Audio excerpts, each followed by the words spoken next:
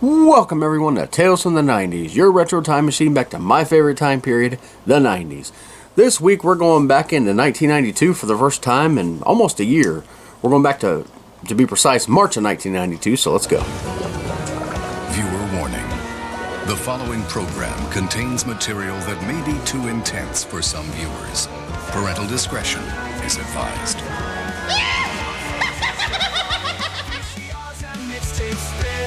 Where every tale begins. Tales from the crypt, marathons, wrestling wars and morning yawns. Play kickball in the street, man, those days can't be beat. Tales from the 90s never die.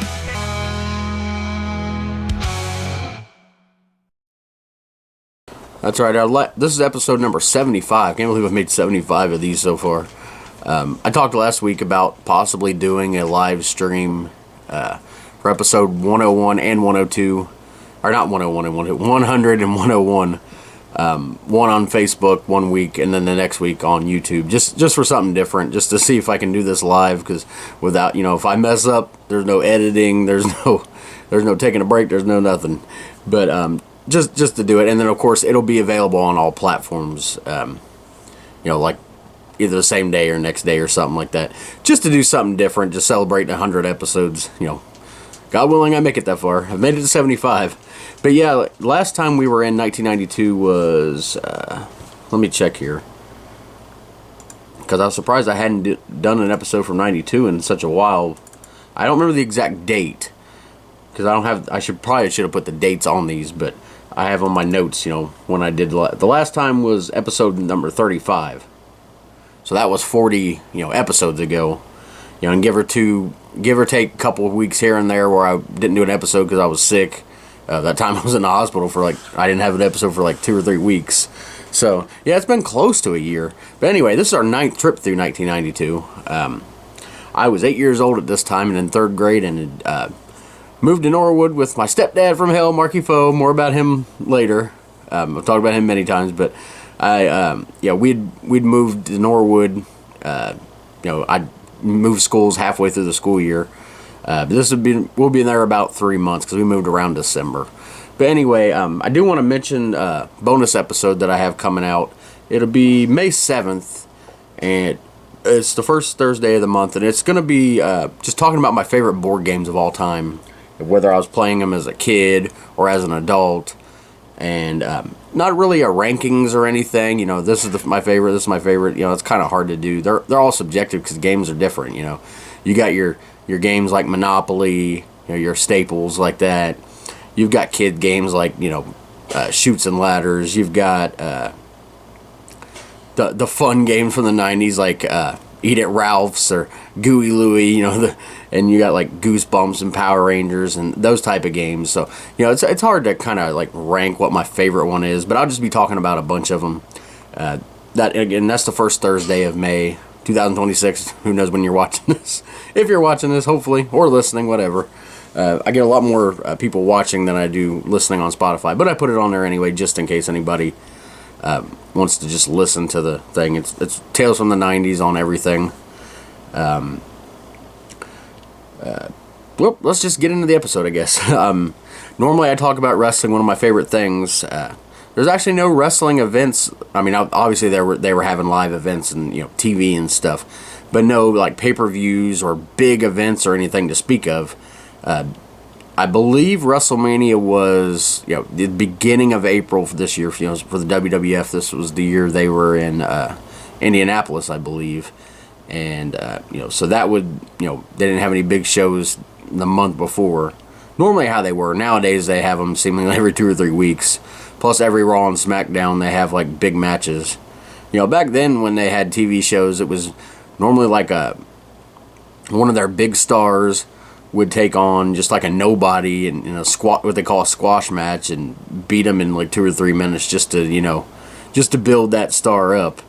Nowadays it's every week they've got matches that would have seen on pay-per-views back then. Biggest shows of the year type matches, which I get why they do that for TV. TV ratings are a lot more important well, not ratings anymore. Ratings, TV ratings in general are down everywhere because of streaming. But I should say the advertising revenue for TV deals are worth more than pay-per-views. They don't even have pay-per-views anymore. It's a whole different world in wrestling. But anyway, there was no big events that month, but something really big did happen that would have an effect, like is still having an effect now. It was the debut month of Triple H, which of course now is, runs all the creative in WWE and has been doing that for years. But this was the month and year he debuted. It was March 24th. He debuted as Terra Rising, that horrible name, in his trainer Killer Kowalski's promotion is called International Wrestling Federation. He beat someone named Tony Roy, and then by July he was actually the heavyweight champion of that company, and then he would join WCW the next year, or 94, as Terra Rising, and then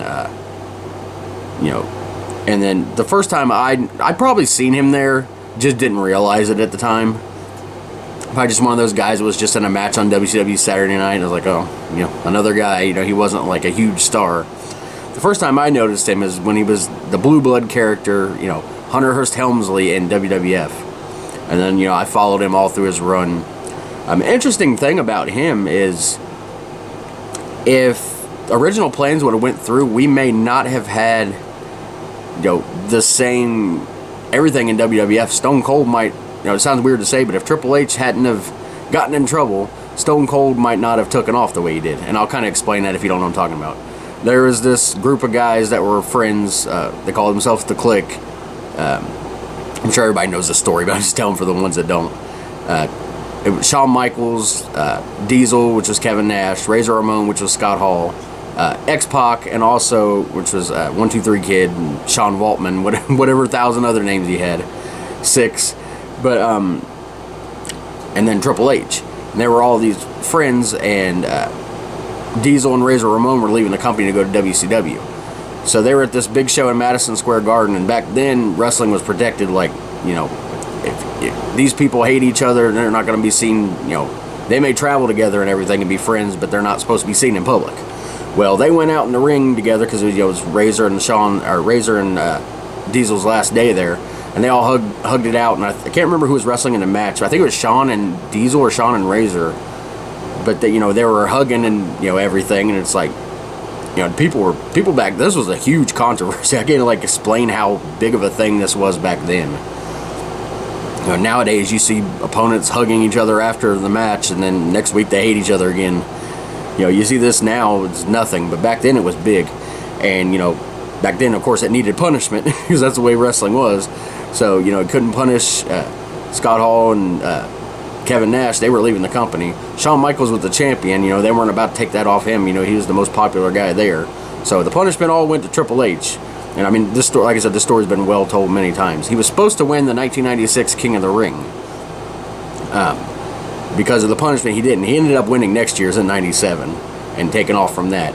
But Stone Cold was then put in his place to win the King of the Ring, which, of course, at the conclusion of that, he won King of the Ring and did that famous Austin 316, and that's the bottom line promo, which made him a star. Now, I believe he'd been a star anyway, but to the magnitude he was, I don't know. Maybe Triple H would have had that. I mean, he was the bad guy, but so he might not have faced Shawn for the title, but maybe they would have turned him into a good guy or something. I don't know. But I don't know if we'd have had the same, Stone Cold beat Shawn Michaels at the 98 WrestleMania, and then, him versus The Rock the next year. Can you imagine a scenario where it would have been The Rock and Triple H as the two biggest stars, with Stone Cold just under where Triple H was, until, of course he won the title in 99, I think, and, married the boss's daughter, which everybody thinks that's why he's as good as he was. He didn't marry the boss's daughter when he was training to be that good, and, but anyway, just imagine the scenario where, Stone Cold wasn't the top star, it was The Rock and Triple H. Would Triple H have turned, because obviously he did turn into a good guy when after Shawn Michaels retired. By the way, if you don't like wrestling, sorry for this 9,000 explanation of this. But, if Triple H might have turned into a good guy, who knows, or he might have, stayed a bad guy, and The Rock might not have ever turned into once they turned him good, he might have stayed a good guy and become like the most popular guy there. As it is, he was very close to Stone Cold. I still put Stone Cold as the most popular there. He had the most merchandise. I think the biggest reactions. I mean, The Rock got huge reactions, but a lot of that was, when he was the top #1 guy, was when Stone Cold was injured for like that year when he had neck surgery. If that hadn't happened, I don't think The Rock would have been, the #1 guy ever. Not that, and that's saying a lot because, he's obviously capable of that, but Stone Cold was just so huge. Just like imagine if he hadn't won that King of the Ring and not done that speech. Who knows if he would have been like he was? He may have gotten there eventually and everything, but it's a weird way things work out. Someone gets in trouble, and it actually ends up being like one of the biggest things that ever happened to the company. But then Triple H worked and got back and ended up eventually getting to the top. Like I said, he had that run with DX. Originally his heels was Shawn Michaels, but then right after WrestleMania when Shawn Michaels retired, they seemingly turned face. And the New Age Outlaws and X-Pac and China, probably the most well-known version of DX. Even probably more well-known than, everybody knows now, Triple H and Shawn Michaels as the two founding members pretty much. With China in there, of course, because she was part of them. Can't discount her. But I think, at the biggest popularity and visibility and everything was definitely that run that Triple H had when they were good guys. But anyway, Triple H went on to win multiple world titles. I think he's 14-time champion, and then had all kinds of classic matches with The Undertaker and just everybody, just name it. Shawn Michaels came back and they had some brutal matches, and then sadly he had to retire without like a retirement tour like they do now or any kind of fanfare because he had some problem with his heart. He had to have a pacemaker put in, but he pretty much runs the creative of the company now, and everybody complains about all that, but it is what it is.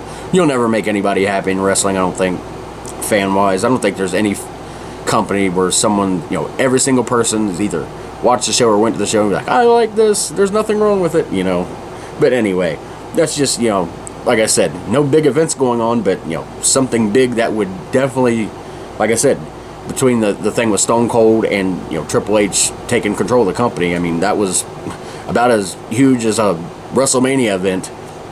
But anyway, we'll talk about some movies now. Sorry to the non-wrestling people listening to that, but a few movies come out this month.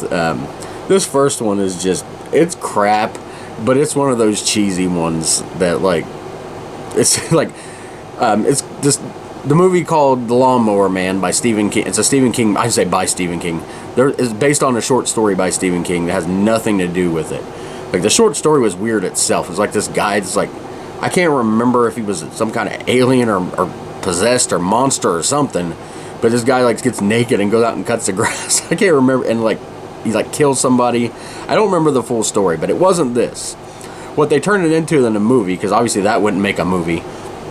It had Pierce Brosnan in it. Is it Bronson or Brosnan? I think it's Brosnan. Pierce Brosnan. I can't speak today. Pierce, I don't know.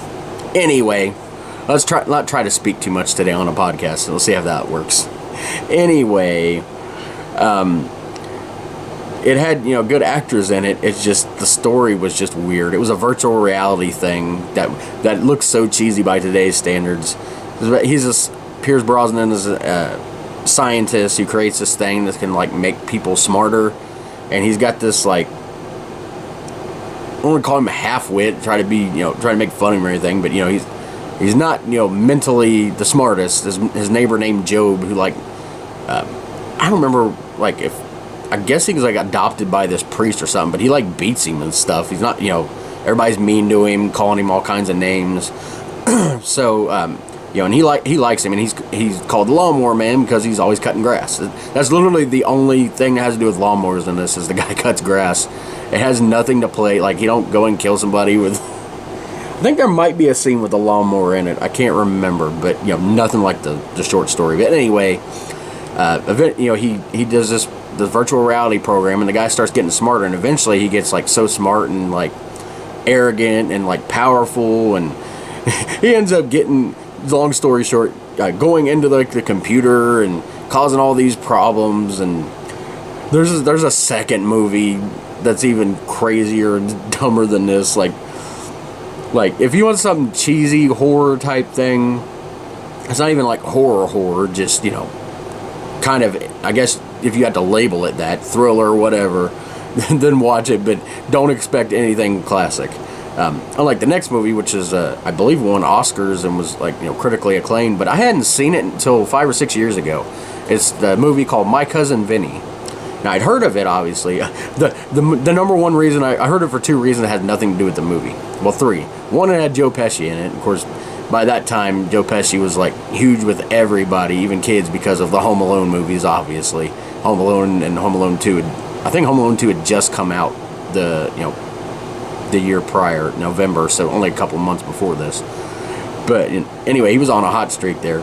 Another reason is I'm a huge country music fan, obviously, and Travis Tritt had this song out called The Bible Belt, and he actually rewrote the song for this movie, like with parts of the movie in it, and like released it as a single. It went on the soundtrack. So that's how I was aware of the movie. And also, I'd seen previews of it, and the judge is played by, oh geez, it's gonna put me on the spot here. I can't think of his name. Herman Munster, Judd Crandall from Pet Sematary. Why can't I think of his name? Oh, that's gonna drive me crazy.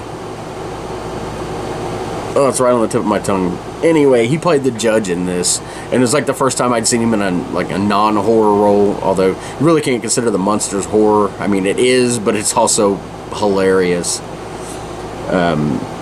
I'm drawing a blank on his name here, I really am. I'll think of it later, of course. You're probably screaming at the thing. It's just something all your life, and then all of a sudden it's gone out of your head. Makes you think if it's early Alzheimer's setting in or something. But anyway, I eventually seen this movie, and it was funny, really good movie. But at the time I hadn't seen it. And then a third movie came out. I've never seen it, but I've seen one scene from it, and you'll know what scene I'm talking about. I'm not even going to describe it. Basic Instinct with Sharon Stone. Okay, I'm sure. And if you don't know what I'm talking about, either look it up, or if for some reason you're watching this, you're under 18, don't look it up. just putting that out there. I don't know why I can't think of his name. Herman Munster, like I said, Judd Crandall. Don't go across that road in Pet Sematary, one of the most famous characters in a Stephen King movie, and I can't think of his name. Anyway, this time we're gonna look at our Nickelodeon lineup for the month. I pick if you've never seen this before, I pick a random day out of the month that I'm doing to look up Nickelodeon lineup. Sometimes I'll do Saturday morning cartoons, sometimes I don't. I've done it the last couple weeks. This week I'm going to look up, just like I said, I randomly pick a day, and it turns out to be a Wednesday, and it is March 18th. Disclosure, I had to look that up because it was driving me crazy. Fred Gwynn. My apologies. He's one of my favorite actors of all time, and I couldn't think of his name. Fred Gwynn. Like I said, it was driving me nuts. I hate that when you know somebody's name, but it just won't come to you. Like, I can name you 3 or 4 things he was in, and his name's in those, but not his actual name. Anyway, what I was trying to say before, I was trying to think of his name while I was explaining what I was about to do. Anyway, I pick a random day of the month and look at the Nickelodeon lineup. And like I said, sometimes the Saturday morning cartoon lineup. But this week it's just Nickelodeon from a random Wednesday, March 18th of 1992. And of course, the Nickelodeon lineups always start with at midnight. And of course, at midnight, it's Nick at Night at that time. I don't know what it is now. They probably have Nickelodeon on 24 hours. SpongeBob probably 23 of the 24 hours. Anyway, we start with the Donna Reed Show, The Many Loves of Dobie Gillis, The Patty Duke Show, Mork and Mindy, that was a funny one. Fernwood Tonight, I don't remember watching that. I remember everybody was looking at the TV guide back then. It's just one of those names that pop out with you. Fernwood Tonight, I have no idea what it's about. I don't know if I've ever even seen a second of it. The Adventures of Superman, which is of course the, can't remember the years, 50s or 60s, George Reeve, which is Christopher Reeve's dad, played Superman. And let's see, Dick Van Dyke Show, Get Smart, Dragnet, Alfred Hitchcock Presents, one of my favorites, obviously, a horror show. Love those anthology shows. Tales from the Crypt, my all-time favorite TV show. Then we got Mr. Ed. I am Mr. Ed. Everybody knows that. Well, if you don't, I should say everybody my age knows that. My age and older, because by the time I was watching Mr. Ed, obviously Nickelodeon, was on Nick at Night. The Many Loves of Dobie Gillis. Then we get started with Lassie. Started with Nickelodeon portion of the day, Lassie, which I'm presuming they put on at 6 a.m. because it's kind of a bridge between Nick at Night and Nickelodeon. Lassie fits in both. It's classic TV, but it's also, kids love it too because it's a dog that saves the day. Then we got Cable in the Classroom. Everybody remember that when they started that. And of course that would lead to later on if you're my age and a teenager, you probably watched Channel 1 in middle and high school. The little news program at the beginning of the day by kids. Then we got Mr. Wizard's World, which is one of my favorite all-time science kid show. Nickelodeon's Most Wanted, Yogi Bear. Yogi Bear's classic, of course. Inspector Gadget, all-time great. Danger Mouse, I never really watched. Lassie again. Then we start Nick Jr. with Maya the Bee. I've seen a couple episodes of that. Eureka's Castle, of course, classic. that show is so hilarious. Then we got Sharon, Lois, and Bram's Elephant Show. Oh, great. I just had that song stuck in my head yesterday. Skinny Marinky Dinky Dink, Skinny Marinky Doo, I love you. That's, I would say stupid song, but it's not. Anything is a stupid song when it gets stuck in your head. But yeah, it's like a variety show with these singers and they, singing for kids, and there's also, they do different segments. Same thing with the next show called Fred Penner's Place. I just don't remember that as well. And they didn't have an elephant and sing that song. And then we go at noon, one of my all-time favorites, The World of David the Gnome. I still say one of the saddest finales to anything ever is the very last episode of David the Gnome when they literally die. I mean, they do it in a way to teach. And it's really something different. They died and became trees. And it's like nobody ever especially on cartoons, teaching kids here's what death is. And obviously, there's probably people that say, oh, that's blasphemous. It's since I'm a Christian that I think that's beautiful and anything. Obviously, I don't believe when you die you turn into a tree. But I think it's a more of a metaphor, just showing that death doesn't have to be this scary thing. It can be peaceful, but in a way that kids understand. You're not gonna tell kids, you die, you're gonna, that you don't tell kids that. But like I said, it was I didn't see it until I was an adult, and I was almost in tears watching this thing. It's no, don't do that. That type of thing can either teach kids or it can scar them. I can see how it can do both. Then we got The Adventures of Little Koala. I never really watched, along with Noozles, Maya the Bee again. Same with Little Bits. Wasn't really watching Nick Jr. at this time. It's funny, I remember more Nick Jr. at the age I wasn't supposed to be watching it as opposed to when I was. At this time I was 9, that's still kind of in the Nick Jr. phase, a little bit older. But, I was 12 or 13, Blue's Clues and Allegra's Window, Gullah Gullah Island, those type of, Little Bear, those type of things that shouldn't appeal to me because I'm a teenager. I actually like them better, than this. Of course, I was in school during this, and also when you're older, you remember shows better. I might have watched these and didn't even remember it. And then, of course, we go back to regular Nickelodeon at 2:30. We got Lassie again, followed by Flipper, a natural thing to follow that with. Then Looney Tunes on Nickelodeon, and that was just prime Nickelodeon right there. I know Looney Tunes isn't Nickelodeon per se, that's why it's called Looney Tunes on Nickelodeon.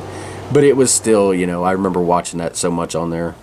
And then Heathcliff, my favorite orange cat. Sorry, Garfield. I like Garfield and Friends. I love it, actually. But Heathcliff is still my favorite. Then we got Yogi Bear again, Inspector Gadget. Then we get one of my favorites, Hey Dude, about the kids that go work at the Dude Ranch. And Mr. Ernst, clueless. He's like this New York City banker or he does taxes or something. But his wife divorces him, and he moves out to the desert. And he's going to run this ranch. It's hilarious. And then we got What Would You Do, hosted by Mark Summers, variety show. So much fun on that show. It's hard to describe it. It's not exactly a game show. It's a variety show. It's everything. If you ever find any episodes of What Would You Do, watch them. They don't have on Paramount Plus with the other stuff. There's so much stuff they don't have on there that they could, and I feel like they're just not putting it on there to not put it on there. But anyway, enough about today's problems. We got Wild and Crazy Kids, which is like another variety type game show. It's more to do with the game show because it's physical activities, but it's a lot of fun to watch. Then we got Looney Tunes on Nickelodeon again, and then we head it back over to Nick at Night for Mork and Mindy, Adventures of Superman, Get Smart, The Dick Van Dyke Show, Dragnet, Alfred Hitchcock Presents again, Green Acres. Oh no, speaking of songs that get stuck in my head, that freaking Green Acres theme song. I'm gonna have Green Acres and Skinnamarink Dinky Dink in my head. That's a mashup nobody wants. And then finally, In the Day with Mr. Ed. Yeah, as you see, back then, kids' TV ended at 8 o'clock. It's like, get to bed, let the adults watch Nick at Night, or whatever they're going to watch. But anyway, that was our Nickelodeon lineup. I do want to mention our TGIF lineup for this time period. Family Matters was in season 3, and this was their first year as the head show. The show at 8 o'clock was always like their big show. And then 9 o'clock was also another big show, it's the top of the hour. But yeah, Family Matters was definitely, becoming really popular. And they wouldn't have been as popular without Urkel, which is weird because he was never even factored into the show. But, he made an appearance in one episode, and people were, like, clamoring for Steve Urkel, and, he became a regular part of the show. And a lot of people, they don't even say Family Matters. It's like, let's watch Urkel. I know I did for a while. Urkel's on. The second show was Step by Step. They were in their first season, which is made by the same people that made Family Matters. In fact, Urkel was actually in the second episode of Step by Step. That's a good way to get people watching. And then Dinosaurs was in season 2. I love Dinosaurs.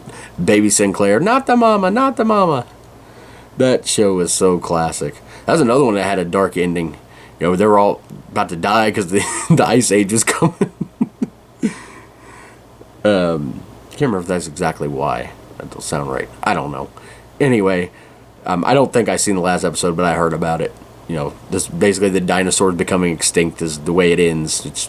How else you going to end it? You don't expect the dinosaurs to live forever because we obviously know they don't. Anyway, the final show of TGIF for this month was show called Baby Talk. It was in its second and final season, and it didn't really do very well. It was based on the Look Who's Talking movies, which I liked, all 3 of those. But it really didn't work as well as a sitcom. Obviously, it didn't have John Travolta in it, I don't think. And the stars that were in the movie. So, it was one of those ideas like, hey, this is popular, let's try to make it into a TV show, and it just didn't really work. Surprised they made it a second season, actually. But like I was talking about when I started this, sorry, it's been rambling at times, but we were living with our stepdad, call him Marky Foe. I don't know why. His name was Mark. I don't know why we call him Marky Foe. He was our foe, I guess. I don't know.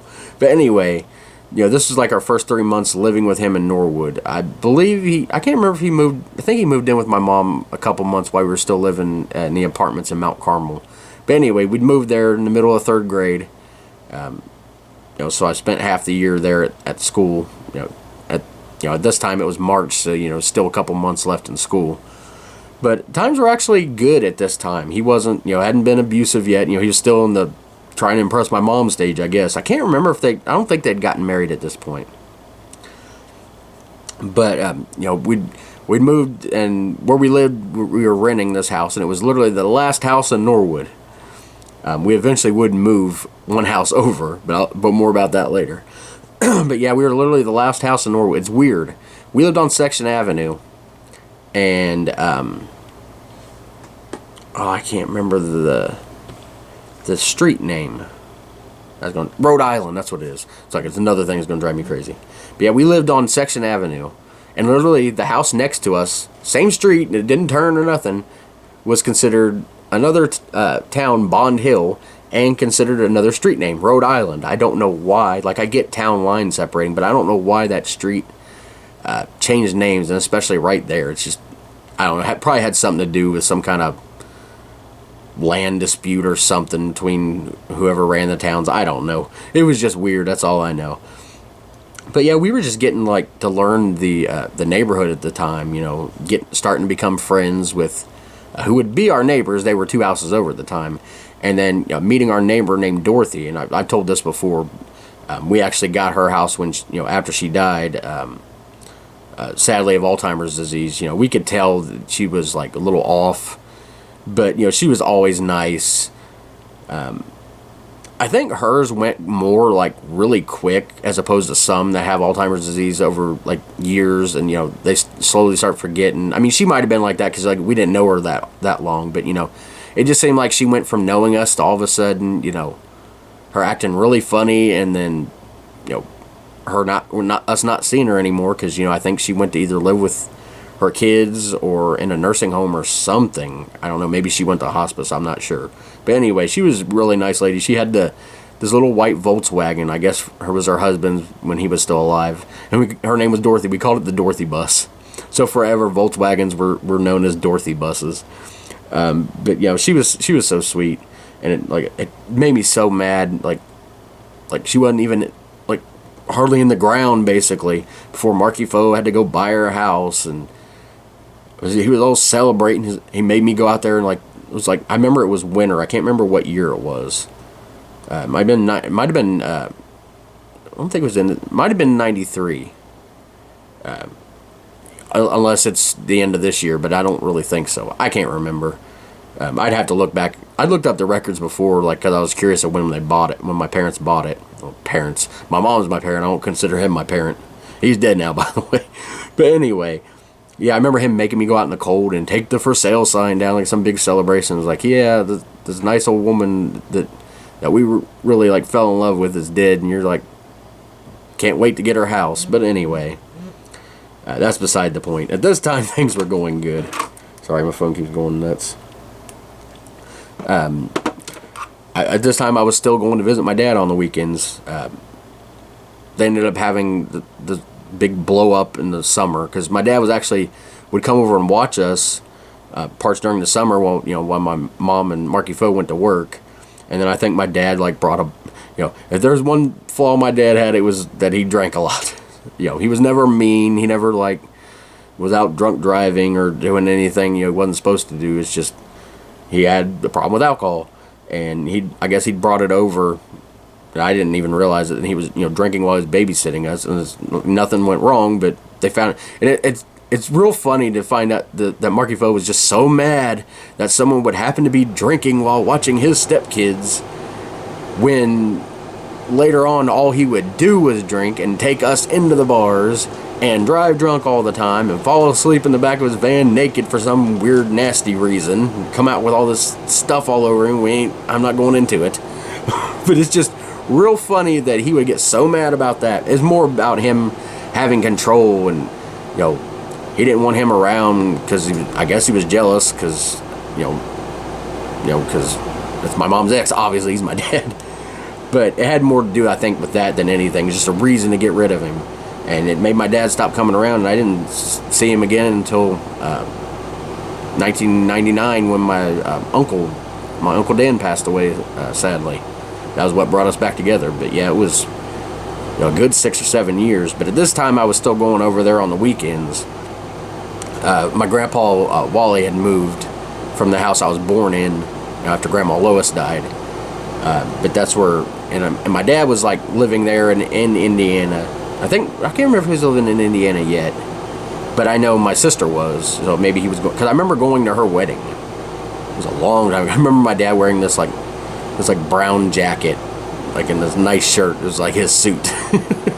But anyway, yeah, like I said, times were good at this time when I wasn't over there for the weekend, because it wasn't every weekend. I think it was every other. And I remember my dad coming to get me on the bus too, later on. I think at first my grandpa Wally, because I told this story before, whenever they got into that fight and my dad wasn't allowed over there, like they were about to really fist fight, which I don't know if my dad would have won that, because Marky Fo was like, he looked like Hogan, only fat.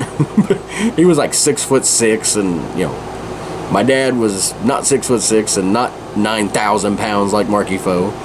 But anyway, we would, you know, the weekends we would have a routine. I would always go up to one of my favorite stores of all time, UDF, United Dairy Farmers. Chocolate malts. If you're ever around Cincinnati, you got to get a chocolate malt from UDF. I'm telling you, it'll change your life. Anyway, I would go up there in the mornings on my yellow bike, my mountain bike, and he'd always have me get him a newspaper, and I would get breakfast.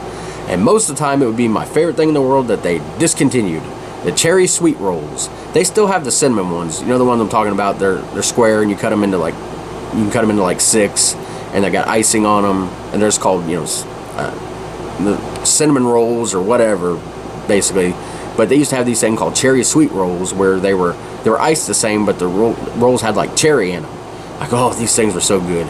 The closest you can find to them these days is they have a strawberry version of these with like strawberry icing, I think, at Walmart. They're good, but nothing as good as cherry sweet rolls. But usually that's what I would get. If not, it would be like snack cakes, like zebra cakes and stuff like that, when we didn't have cereal. So that would always be a fun thing to do on Saturday and Sundays. Of course, everybody remembers newspapers. Then the Sunday newspaper was like the biggest, and it cost more.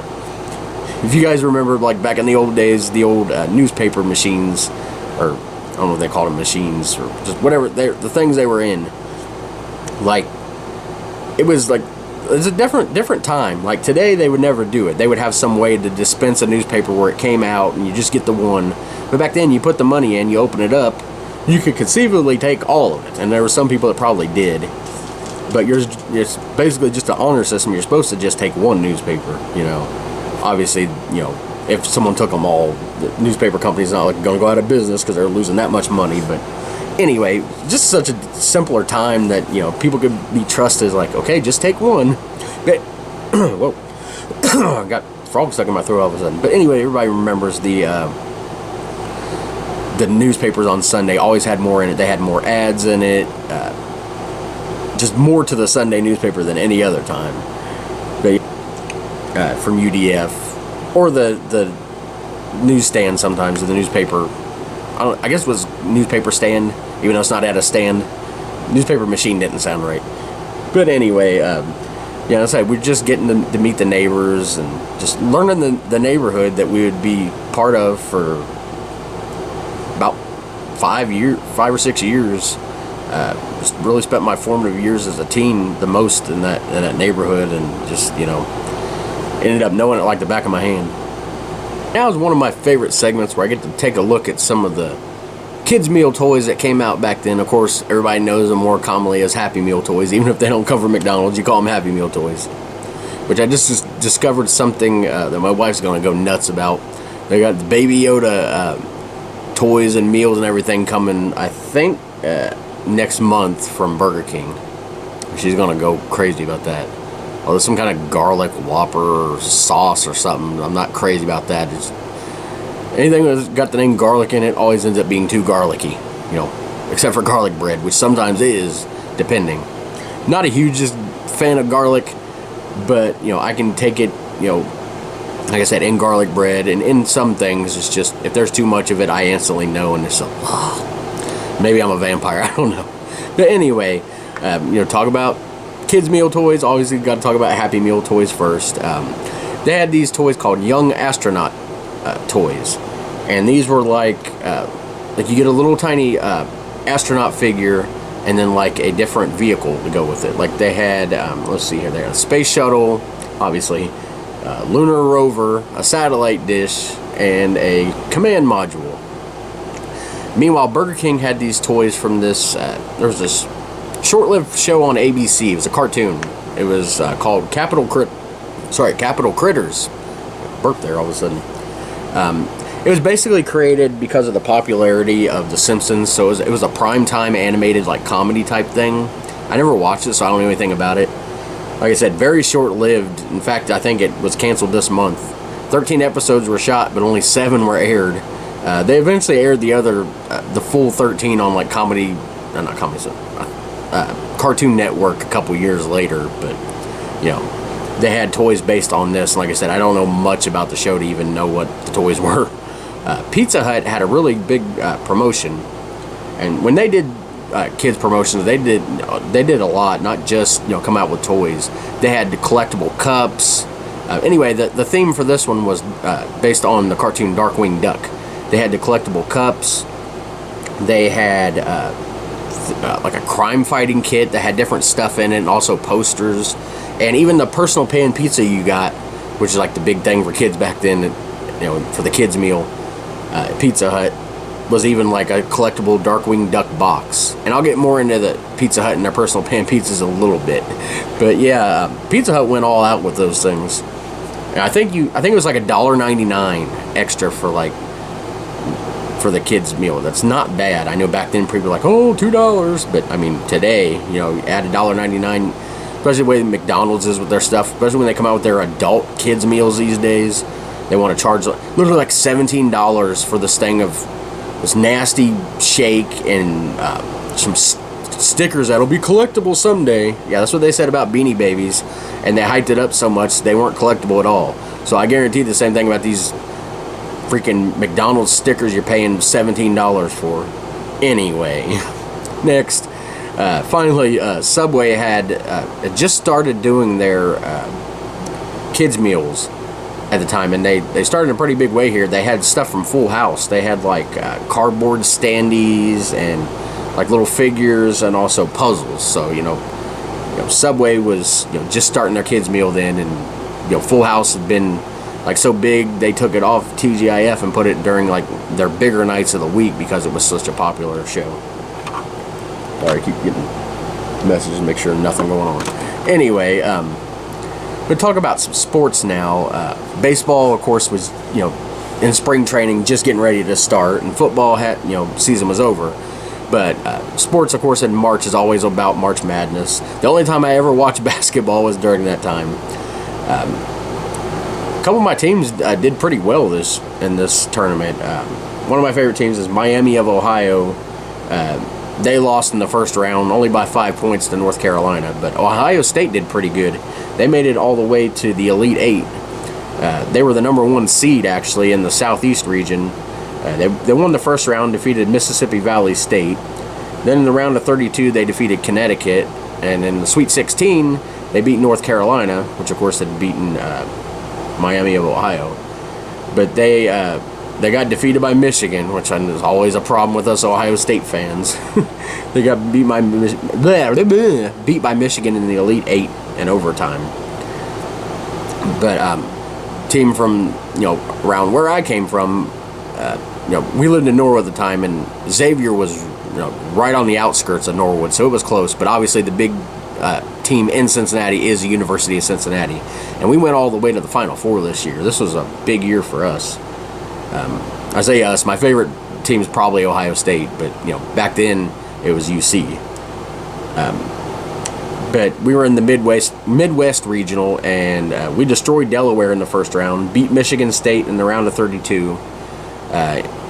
In the Sweet 16, we beat UTEP by 2 points, and then we destroyed Memphis State in the Elite Eight, and then, of course, we lost to Michigan in the Final Four. So 2 of my teams losing to Michigan. That's really good. Duke would go on to defeat Michigan, in the national championship. But anyway, NASCAR, pretty much the whole month belonged to Bill Elliott. He literally won every race that month, all 4 of them. Of course, he drove the number 11 Budweiser Ford Thunderbird. The races he won were the GM Goodwrench 500 at Rockingham, Pontiac Excitement 400 at Richmond, Motorcraft Quality Parts 500 at Atlanta Motor Speedway, and Trans-South 500 at Darlington. Despite all this domination, he actually didn't win the championship. He lost by like 10 points. Because, back, I don't know how they do it now. They change things so much. Probably one of the reasons I don't watch NASCAR anymore. They just keep changing everything. But back then, you get a certain amount of points for each race. And, you go from, Daytona's the first race of the year, and they start in February, and it goes to November. The longest season in sports. But, and it's all based on points. Of course, they didn't have playoff systems and stuff then. And like I said, I don't know which way is better or worse. It's just they changed it so much, I lost interest. Really, I lost interest when my favorite driver, Jeff Gordon, retired. But anyway, Alan Kulwicki would win the championship that year. And this is the only year he won that. But yeah, he beat Bill Elliott by 10 points. It's like, he won a whole month worth of races. You got to think, well, that guy's got to be champion. Nope, just barely lost it.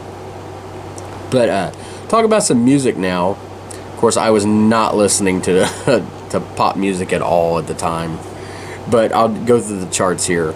Number one song for on the Billboard Hot 100 for was "To Be With You" by Mr. Big, and I've only heard this song in like the commercials for like those ones like the rock commercials. Buy all 42 songs on 2 CDs. Those type of things. I remember it being from that, but I don't think I've ever heard the song outside of that commercial. It was number one for 2 weeks, plus 1 week back in February for 3 weeks total. And then a song called "Save the Best for Last," which I've never heard in my life, by Vanessa Williams,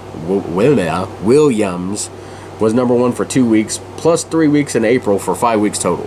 Like I said, never heard of these songs really outside of the one from the commercial. But some big songs in my music, country music. The American Country Countdown, Garth Brooks was on a massive run. He was towards the end of his... toward the end of singles for his album Rope in the Wind, which is his biggest album of all time. My favorite of his albums too. His song "What She's Doing Now" was number one, and it was also spent number one for 3 weeks back in February, so a 4 week total, which at this time in country music, a multi-week number one was huge because it was so competitive on the charts. It's a song he doesn't do much live in person anymore, which I wish hopefully someday I'll get to see him live in concert. But it's still one of my favorite Garth songs of all time. Great ballad. Then we got a number one from John Anderson, which was a huge surprise at the time because, his heyday was the 70s and the very beginning of the 80s. Of course, he had that massive song "Swingin'" and "I'm Just an Old Chunk of Coal" and a bunch of other great songs in the 70s and 80s. But it pretty much went away, just like some of those artists did. You never expect him to pop up in the 90s as number one artist, but here he comes with "Straight Tequila Night," probably his career song. Which is saying a lot because "Swingin'" was such a huge song, but I mean nobody expected that, and he went on a big run of like massive hits. Like that was a comeback that nobody had ever seen. And John Anderson has a distinctive voice. Look him up. I mean, it's one of those voices that if you're singing along to his song, you cannot help but do his very distinct accent. Like I said, look it up. Look up his like "Straight Tequila Night," like very distinct accent. Like I cannot sing his songs without sounding like I'm trying so hard to imitate him. And then next song was one of my favorite songs. It's really not one of Alan Jackson's more well-known songs, even though it went to number one, which says a lot about how many great songs he has. The song "Dallas," great ballad there. So you can still have ballads as number ones back then. Everything had to be all, hyper, fast songs, high energy songs. In country, the ballads were, in my opinion, even better than, I love "Friends in Low Places" from Garth Brooks, but give me "What She's Doing Now" or "The Dance" any day over that song, because country just has so much emotion to me. That's why I love recording country, that I try to make it sound like it come from the 90s. Just not just because I don't like music of today, but just I like the way it sounds. Even if I'm the only one listening to it. And then Reba McEntire had a big song, "Is There Life Out There?" It was number one plus 1 week in April for 2 weeks total. And I remember this song being like, I don't remember if it's what inspired my mom to go back to college or to go to college for the first time. I can't remember if she went back or it was the first time. Or if it was she was in college when this song came out and it really gave her inspiration. But it was, if you watch the video for "Is There Life Out There," you'll see what I'm talking about with the college thing. The video pretty much plays like a movie. It's so good, the song and the video. I mean, the song's good even without the video, but the video I think adds so much more to it. Sometimes videos will take away from songs, or not take away, but just have nothing to do with the actual story, just kind of just a story they want to put in there, or just a performance of the song. This is a case of when a video really lifts it up. Speaking of videos, I don't remember if Dallas had one, I'm pretty sure Garth, what she's doing now didn't, but I know Straight Tequila Night did. It was kind of John Anderson performing, and kind of some of the song playing out in the video. So it was a really good video. But I think Is There Life Out There ended up winning awards. It was such a good video. And there was an album that was released this month. It was a pretty big one by Wynonna Judd. It was her debut solo album. Of course, the Judds were really popular in the late 80s and early 90s, but it was Wynonna and her mom Naomi, and her mom Naomi ended up contracting hepatitis, I think C, and had to retire at the time, which of course her story is tragic. I mean, she just in the last few years, I can't say it because of YouTube, but I guess unalived herself. It sounds like such a just dismissive, like she unalived herself. Dismissive way to put it. A, the S word, or K'd herself, I guess. Then you get banned, and I'm not saying it in any kind of insulting way or anything. It's just, it's news, but you can't even, I don't know, the freedom of speech we have on YouTube sometimes is a little not free, but, or Facebook, or any other thing, I should say. But I better shut up before they all ban me for talking about their policies. But anyway, tragic story with her. But at this time, Wynonna was starting her singles career, and this would be her biggest album ever. Went to number 1 on the country charts, and number 4 Billboard Top 200, and that's all albums. Was certified 5 times platinum. Singles for this.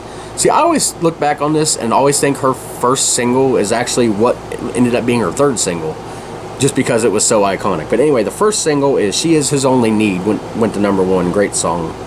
The second single also went to number 1, called I Saw the Light, not the Hank Williams great song, but a different song.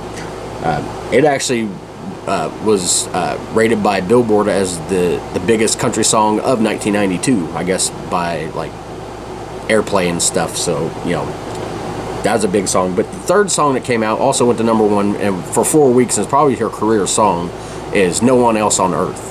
I mean, the opening of that song and just the way she sings it, I could have swore that was her very first song for forever. I don't know, but I guess just because it was so big.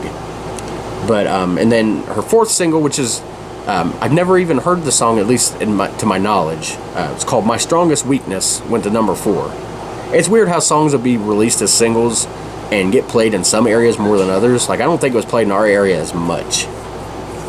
But yeah, that's it was a big album. I do want to get a shameless plug here, I guess. Not selfless, it's selfish, I guess. But I do have an EP coming out, which is, it's not an album, but it's not a single. It's it's 2 or 3 songs, whatever. Stupid things going off, beeping and vibrating everywhere. But anyway, I have an EP coming out. It's 3 songs. It's an album. It's called This Is Gonna Hurt, and it's all 3 songs are hurting songs. Only one of them's a ballad though. But anyway, the song is the album's basically a kind of my tribute to Keith Whitley. At least the first song and the third song, because I was just listening to Keith Whitley and it inspired me to write these 2 songs. But like I said, 3 songs will be coming out.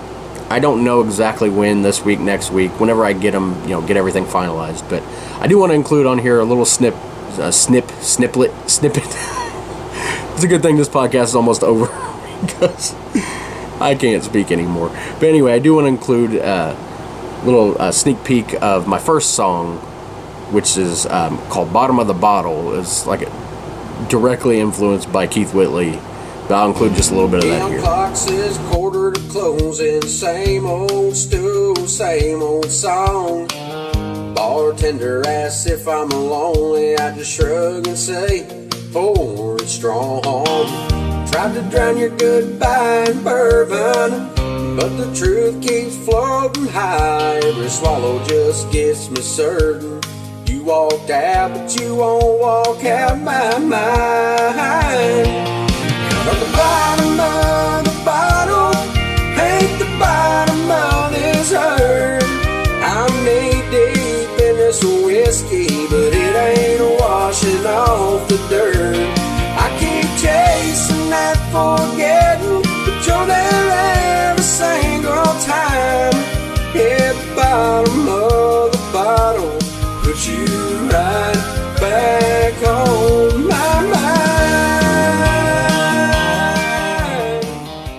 you guys like that. If you want to hear more, like I said, it'll be on streaming everywhere. You know, it's not like I'm selling these or anything. I mean, if you want to get a direct download, let me know. I'll send you a thing for it.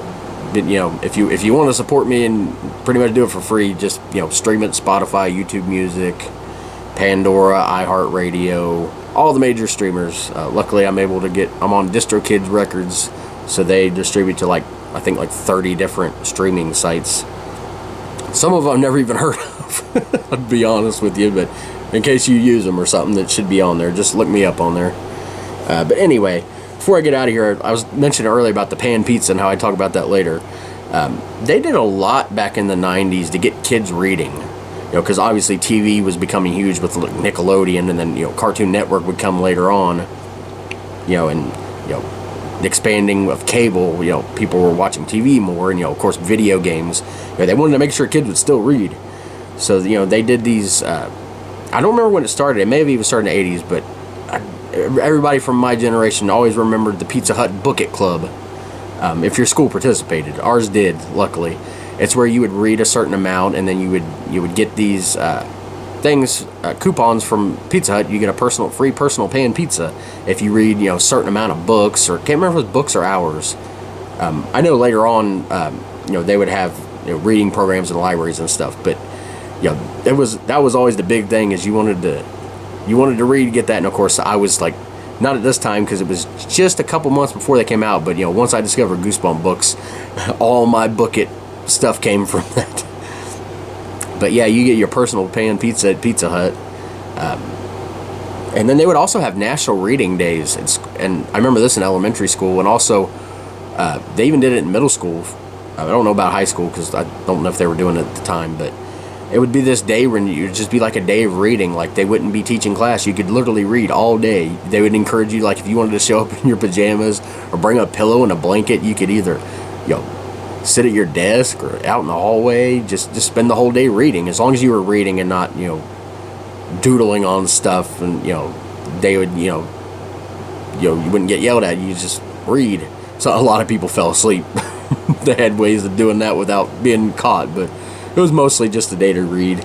You know, like I said, I don't think they have anything like that these days. They really need to. People get back to reading. And even if it's just, you know, and I know reading these days isn't just reading out of a book, it's also, you know, audio books and ebooks and all that stuff. And, you know, that could be incorporated too. But, you know, as long as it's reading related, you know, they really need to get back to that. I remember in 5th grade, I've told this before, but we actually helped build this thing we called the Book Nook. It was like this tree house in our 5th grade classroom. Our teacher was, her husband was a carpenter, so, you know, and all of us in there would get to help with building this thing. And I'd like to hope that it still exists at Norwood View in the 5th grade, or who knows if they changed around, maybe it's a different classroom. But I like to think this thing still exists, because a lot of work was put into this. It was a fun little area to read. We didn't get much time in it because it was near the end of the year we got it finished. I think we all got to use it once. But hopefully a lot of kids got a lot of enjoyment out of that. And just, there's a ton of differences between, like, just libraries, the way libraries are today versus back then. Of course, you know, our library here is on the Indiana Evergreen system, so you can get a book from any of the libraries in the Indiana system. Shut up, beeping thing. But and you can have it shipped to the library here. It takes forever, it seems, but, you know, back then you got to go to the library you're at. I know last time I lived in Cincinnati was about 2010, 2011, and all the Cincinnati public libraries were all in the thing where they would ship it to different, you know, as long as it's a Cincinnati Public Library. And I mean, that system is huge, so you get pretty much any book, CD, DVD you wanted. But I mean, there's so much different between back then and now. Obviously, the way you know, you can go in if you want to look for books back then. You got to know how to do the card catalog system. You know, the Dewey Decimal System, where, you know, you would look on these cards to find the books, and there would be, you know, 863.2. You know, and you go, you know, find it based on this or this section. And then, of course, when you check the books out, then they had the little cards where you would get it stamped at the due date. And, you know, if you had any renews you'd get it stamped again. But that's the way it was. Nowadays, you got electronic library cards, and, card catalog all online, and nothing wrong with it. It's great the way they have things these days. It makes it so much easier and to find things and everything. It's just something about those old days of getting you got your stamp on there, and you actually taught you in school, like in class, how to find books. It was like, I don't know if a course or anything. It was just part of it. This is how you find books, and it's something you learn. So if they ever brought that system back and all the computers crashed or something, I'd be able to work at the library because I know what I'm doing. But anyway, it's been fun going back through some of these memories back in March of 1992. We're going to be where we were last week, as far as years wise anyway. We're going to episode number 76. We're going back to 1996 again. This time, to be specific, May of 1996. It's going to be our 6th trip through 1996. So we'll be halfway through my favorite year of the decade. For some reason, I've just, when I look back on everything, the music, TV, just everything. Shut up beeping things. 96 is my favorite year. We'll be halfway through it. At the time, I was 12 years old and just finishing up 12th grade. So, thank you for joining me. Let me know if you got any comments or any suggestions on the episodes. Let me know what you thought of the music. If you want, I'll preview the other 2 songs the next 2 weeks. Just little snippets of them. Snibble a damn word. Anyway, thank you for joining me. Thank you for dealing with my debacle trying to figure out the name of Fred Gwynn. I'm sorry I forgot it. Rest in peace, Fred Gwynn, one of my favorite actors of all time. And anyway, I'll see you guys next time. And now, I predict the future. Next week, you'll be in the same time, same place, same station, for another hideous, fateful haul of horror.